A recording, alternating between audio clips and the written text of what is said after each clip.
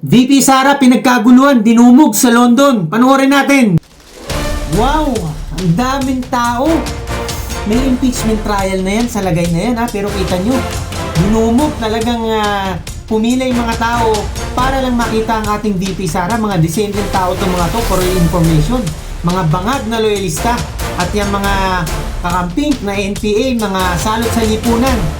Oh, kita nyo talagang kahit mga matitinong tao, willing silang mag-abang sa initan para lang masaksihan ang talumpati ni VP Sara. Ganyan, kamahal ng Pilipino si VP Sara.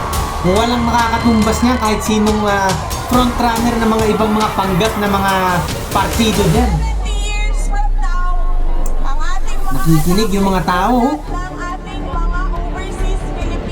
Pag nagsasalita si VP Sara, talagang handang galing sa puso, no? Simple, pero may laman. Grabe. Nagpapanik na siguro ngayon ang mga bangag na loyalista. Ayan. Nung makita nila itong video na to, no, siguro tumatayo na ang balahibo ng mga ito. Paano talagang hindi na mapigilan, nag-uumapaw ang pagmamahal ng sambayan ng Pilipino all around the globe. May it be in America, Europe, Asia, kahit sa Pilipinas lalo na. Di ba? Sisiw na lang sa Pilipinas, manalo talaga. Itong si VP Sara, yan ang masasabi ko, no? Basta magkaroon ng legal na eleksyon sa 2028. Huwag nilang haharangin lang ang eleksyon, yan ang masasabi ko, no? At talagang ang sigaw ng sambayan ng Pilipino, saan mang dako ng mundo, VP Sara, no? For president talaga. Excited na tayo lahat, pati ako lalo na. Grabe, no? Ano pang sasabihin ng mga bangag na loyalistang yan, no? Lalo na itong si Haring Becky, nabayaran. No? Samantalang ang mga supporters nila, mga bayad, no?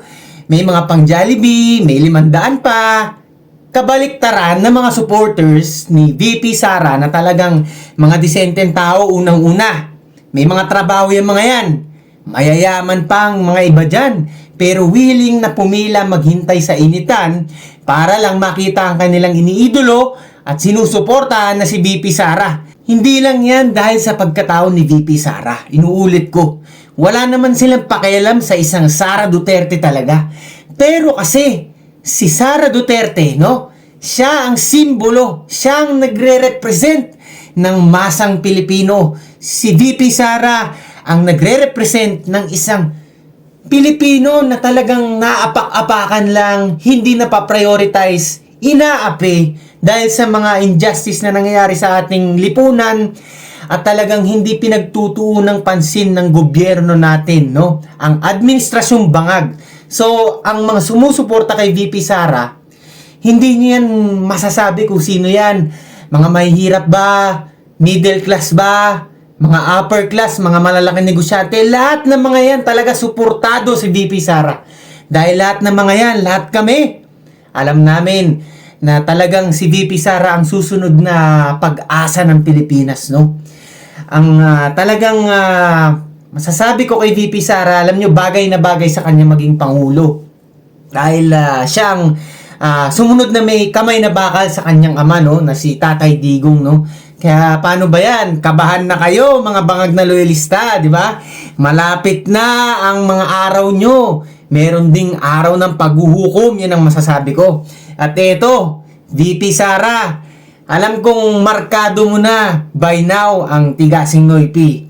At mga bangag na loyalista, mag-abang lang kayo, maghintay kayo ng panahon nyo, no? Hindi forever na nasa power kayo. Maaring hawak nyo ang kapangyarihan ngayon. Maaring hawak nyo ang pulisya, military, judiciary, legislative branch, senado. Sabihin nyo na lahat, sa inyo na yan. Sa ngayon. Pero pagkaupo ng VP Sara Duterte natin, nako, magiging very useful nitong Tigasing Noypi, ang inyong lingkod, no? Kapag tayo'y itinalaga ni VP Sara sa anti-drugs o saang mga ahensya yan, no? Depende yan kay VP Sara. Malas nyo kung yan ang mangyari kayong mga bangag na loyalista, no?